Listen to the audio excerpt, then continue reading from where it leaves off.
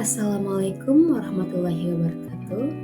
Halo semuanya, perkenalkan kami dari kelompok 1 yang beranggotakan Agilas Naib Damani, Elsa Juliana, dan Safawi Ardani.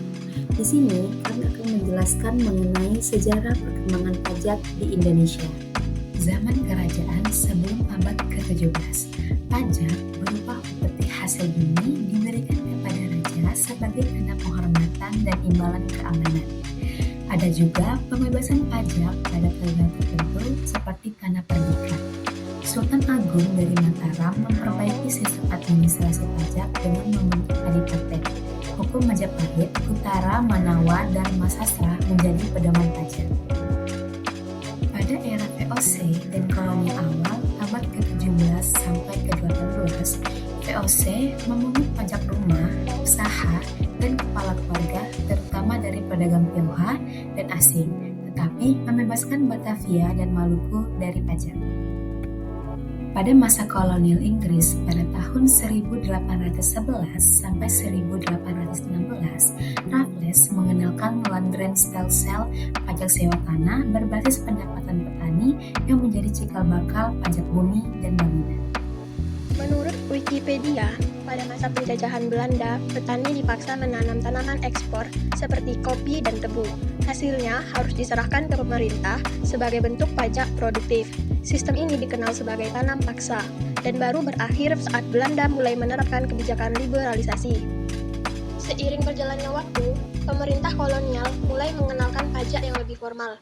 Pada tahun 1908, muncul pajak penghasilan pertama, diikuti versi resminya pada tahun 1920. Kemudian, muncul pajak perseroan pada tahun 1925, lalu pajak kekayaan pada tahun 1932, dan pajak kendaraan bermotor pada tahun 1934. Semua ini menandai awal sistem perpajakan modern di Indonesia. Saat Jepang berkuasa, mereka meneruskan pajak tanah dan menambah pungutan seperti pajak beras, sepeda, hingga fasilitas umum. Sayangnya, pajak ini sering dilakukan secara paksa, sehingga sulit dibedakan dari perampasan. Tanggal 14 Juli 1945, istilah pajak dibahas untuk pertama kalinya dalam sidang BPUPKI. Momen ini kemudian dikenang sebagai dasar Hari Pajak Nasional. Setelahnya, pajak resmi masuk dalam Pasal 23 Undang-Undang Dasar 1945. Setelah merdeka, Indonesia membentuk Kementerian Keuangan yang langsung memiliki unit perpajakan. Tahun 1950 diterbitkan Undang-Undang Darurat untuk mengatur pajak penjualan. Pada tahun 1959, pajak atas hasil bumi pun diperbarui agar lebih sesuai dengan kebutuhan rakyat. Ke-9, era Orde Baru, tahun 1960-an sampai 1980-an. Pada tahun 1965, pajak yang sebelumnya berupa hasil bumi telah diganti menjadi IPDA, iuran pembangunan daerah dengan uang.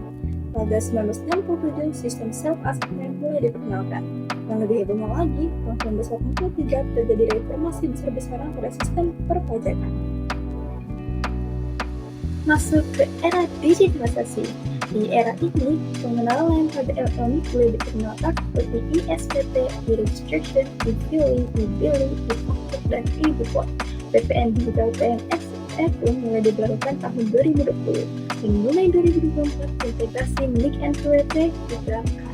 Dan 2005, Corporate Tax atau sistem pajak berbasis cloud and AI dijalankan.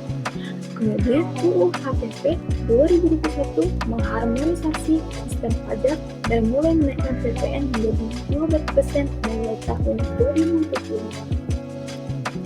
Baiklah, sekian penjelasan kami mengenai sejarah perkembangan pajak di Indonesia. Kami akhiri. Wassalamualaikum warahmatullahi wabarakatuh.